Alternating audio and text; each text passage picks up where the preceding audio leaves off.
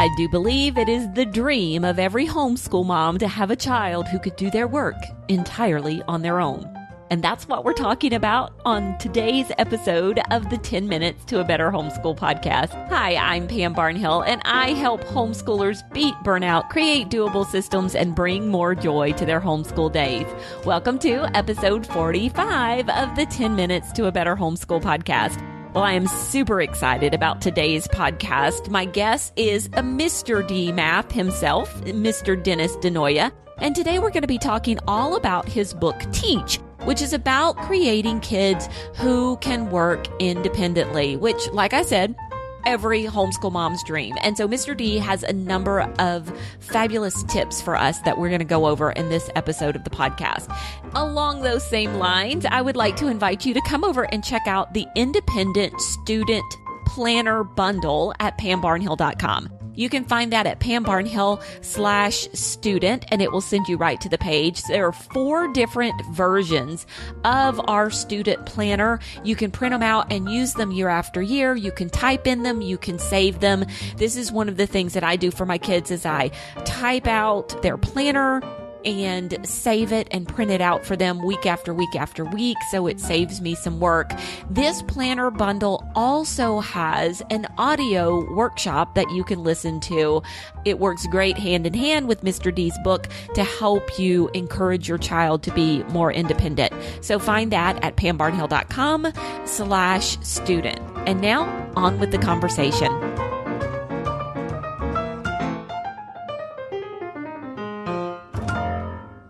Dennis DiNoia has been immersed in education for over 30 years. He holds an MA in education from the University of South Florida and has been a professional educator since 1988. He is known to his students as Mr. D, and he is the creator of Mr. D Math. Through his classes, curriculum, speaking engagement, and resources, Mr. D strives to provide families with empowering solutions and a rich understanding of life. Mr. D, welcome to the podcast. Miss Pam, it's so exciting to be here. Oh, it is so much fun to have you on. You know, I did not tell my children that I was talking to you today. One of them is doing Mr. D Math right now because I'm sure they would have been in here wanting to speak to you. You are such a celebrity at our house. You know, that's so fun. I know. I wish my kids would relate to me like that, but they're like, yeah, whatever. You're just dad, you know. That's how my kids are with me. They're like, that lady wants to talk to you, but we're not sure why. Yeah. So let's talk a little bit about independent learning, because you have recently released, just within the past few months, this book called Teach, Creating Independently Responsible Learners. And I have to tell you, as a homeschool mom, that is what I want. I want to be able to look at my children and say, y'all go do this and it all work out. So I know that's probably pie in the sky, but let's talk about why is it important to help our kids become independent learners? Yeah, well, and you know, Pam, I think everybody, whether you're homeschool, you're not homeschool, I think that's what we want most for our kids. We want them to grow up to be independently responsible. We want them to be able to do things on their own. It's interesting. We want our kids to grow up and be independent. And as a teenager, especially teenagers, all they want is their independence, right? And so if you think about the idea of what we want for them is to be independent, what they want is to be independent, then why not let's train them to be independent as learners, since what they're doing is school and they're learning. So we might as well work with them on learning and being independent. And, I looked at the idea of what it is to be independent, and looking at it, it's like to be free from outside influence. That's kind of that's a definition for being independent. And if you think about all the things that can influence our kids, and so when I say free, I'm not saying that that's it, that they're just free and they completely that way on their own. I'm saying free in a way where they get to say what they allow to influence their decisions or not influence their decisions. And that's one of the first things about being independent is it gives them some ownership in their decision making. And if we can train them to be that way as a learner, they're off and running, and they're going to be that kind of person we want them to be as an adult, and they get to practice being independent as a teenager. Okay. I love this. I love this idea. So what is the difference between teaching somebody to be independent and something like unschooling? Well, I think sometimes in unschooling, that sometimes even for me, like unschooling, trying to get my own hands around unschooling, there's so many different ways to look at what unschooling is or isn't, right? For me, when I'm looking at the idea of kids being independent, we're creating structures for them and we're creating what they're working on. And we're saying, okay, here's the program you're going to work on. Here's the curriculum you're going to use, but we want you to learn how to take ownership of it. And so when I look at it from there, it's more for me about them owning their work and owning the way that they do the work, how they get the work graded, how they present the work when it's done. That's what I'm looking at from there. So whether they're unschooled and they're kind of discovering on their own the things that they're learning about, or they're using a curriculum where it's guided and giving them the pacing for what they do, either way, that they're still taking the ownership. And that to me is what's important, that it's their work and they know that it's their work as opposed to something somebody's giving them to do. Yeah. And, it's interesting because like you and I as entrepreneurs, we're kind of like the unschoolers of the working world. But most people go into a situation where there is some kind of structure set up for them and they have to learn how to take that autonomy within the structure that's provided. And that's really like what you're talking about here. Absolutely. Yeah. You look at as they're going to move into, if they're going to run their own business, there's even structures in that, there's things that you're going to do and there's things that you're going to work on. You have to manage your own schedule, right? Which is kind of that in itself could be, that's a challenge and a chore. But there's everything around that, especially running a company, right? And, now in today's world, so many people work from home and it takes something to schedule your time, to do the work when you're working, not work when you're not working, but knowing how to balance all that. And it takes that kind of that independence of knowing what to do and when to do it. I love it. Okay. So how do we encourage this? How do we take our first baby steps? Because I think sometimes homeschool moms are like, okay, I want my kids to be independent. And like fourth grade, we're just going to flip a switch and there it's going to be, right? Right. Baby steps are great, right? So I think there's a couple things that I would say. And one is the conversation is to let students know that the work is theirs. And what does it look like? Like, you say, this is your work. So what does that mean to you? Asking them the question and actually letting them discover for themselves. The kids will tell you the coolest stuff. And one of the ways that is, for younger people is I always start with having them check their own work. So, when they're young and they're really young, sometimes you want to do that with them. So moms will sit down and say, okay, it's time to check your work. Show me how you're going to do that and walk me through. Here's the way the answers are. And let's check it and let's check it together, but let them be the ones that check it as they get older and they start moving into those middle school and high school years, that they have the opportunity to check their own work. And for them in those middle school and high school years, before they submit their work, that it's 100% complete and it's 100% correct. And they know it is. And that's what they're going to take ownership in. It's amazing to me when we look in the work world, and we look at what's happening for people out in, how often you get something from a staff member, you get something from somebody that sends something to you and you have to send it back to them, right? Yeah. Because they didn't check their own work before they sent it to you. And I thought about that and I realized it's like, when do we ever really get trained in that? And we don't, because we're so used to, I do my work, I give it to mom checks my work, gives it back to me, tells me what I did wrong. And then I either fix it or I don't. Right. And coming from as a public school teacher it seems so long ago, back in the late 80s. Right. But I learned that from my students. I would check their work. I would give it back to them. They just would look at the paper. They'd look at me. They'd look back at the paper and they'd put it away. And they never looked at anything that I had to share with them. And I was like, this is crazy. Yeah. You guys check your own work. And when they started doing that, they started owning it. They started asking questions. They wanted to know why they got it wrong. Instead of me telling them it was wrong, when they saw for themselves it was wrong, all of a sudden now they wanted to know why.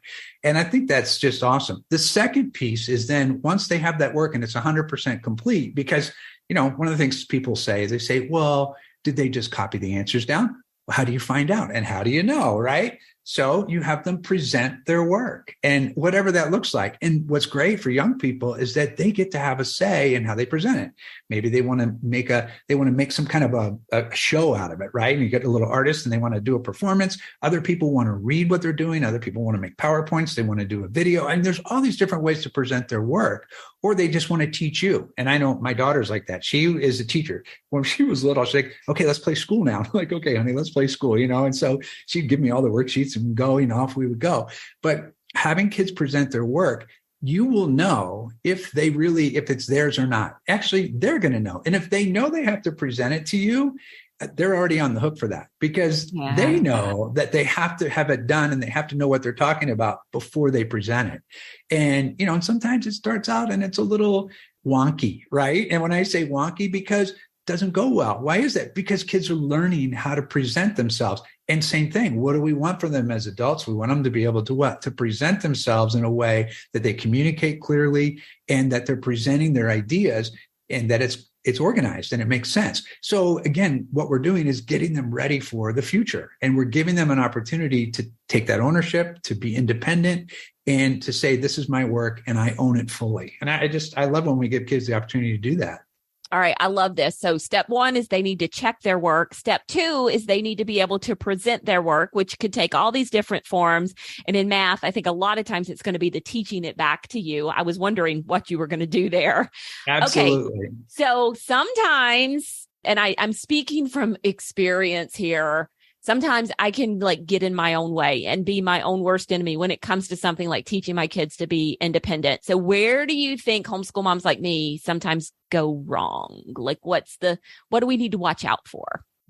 Well, I think the biggest thing is, I do it too, right? Because there comes this moment when you just kind of it's going to take too long. Let me just show you how to do this, right? And I think the biggest thing is just having patience and just saying to yourself, you know what? It's okay. It's like if a young person, and I'll use math as an example, this is my background, right? But if a young person can share with me one word problem out of one section of a course that they're working in, and they can go through that one word problem, and maybe it takes them an hour to do it. But by the time they're done and they own that word problem, they've already sorted out everything else that's going on in there. And so I think sometimes it's that patience and just letting them be willing to let them, think about when kids were learned how to ride a bike. You let them fall down. That was part of the process, right? And I think sometimes in education, we don't let them deal with it like they're riding a bike. We don't let them fall down. We want to make them be perfect. And we want, no, this is the way to do it. And it looks like this. But I think it's more like riding the bike. It's like, and everybody kind of finds their own way to discover balance. It's like, we can't teach that to them. They have to get that on their own.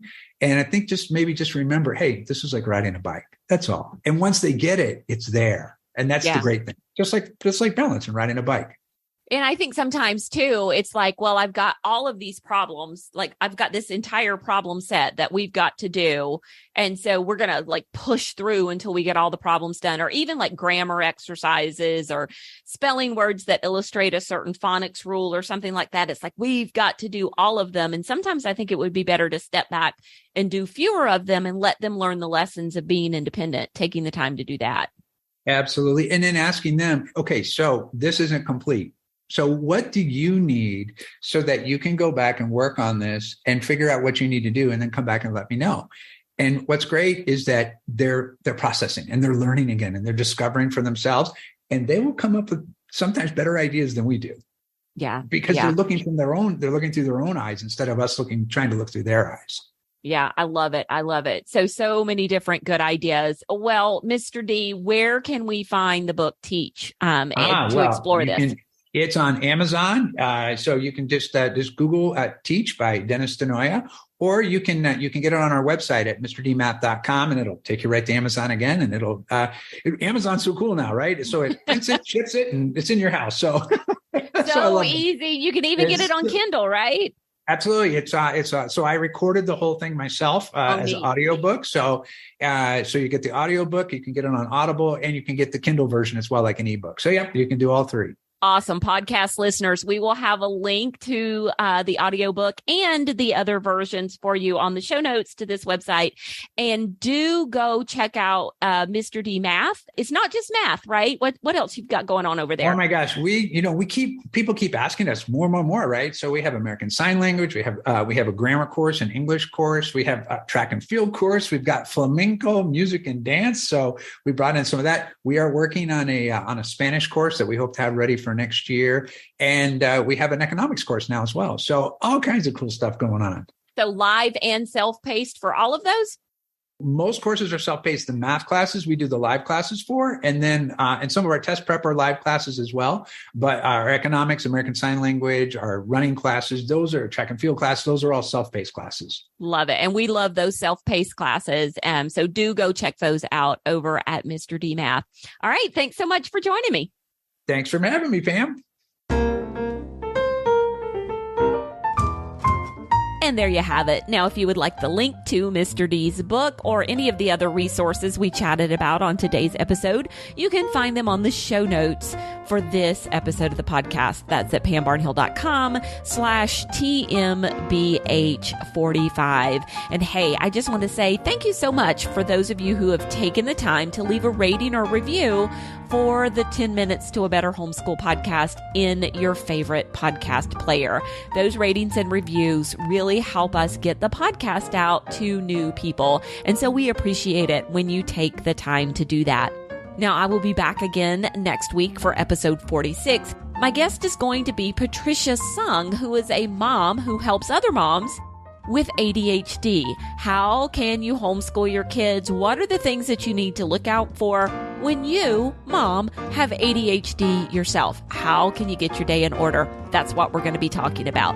Until then, keep on homeschooling.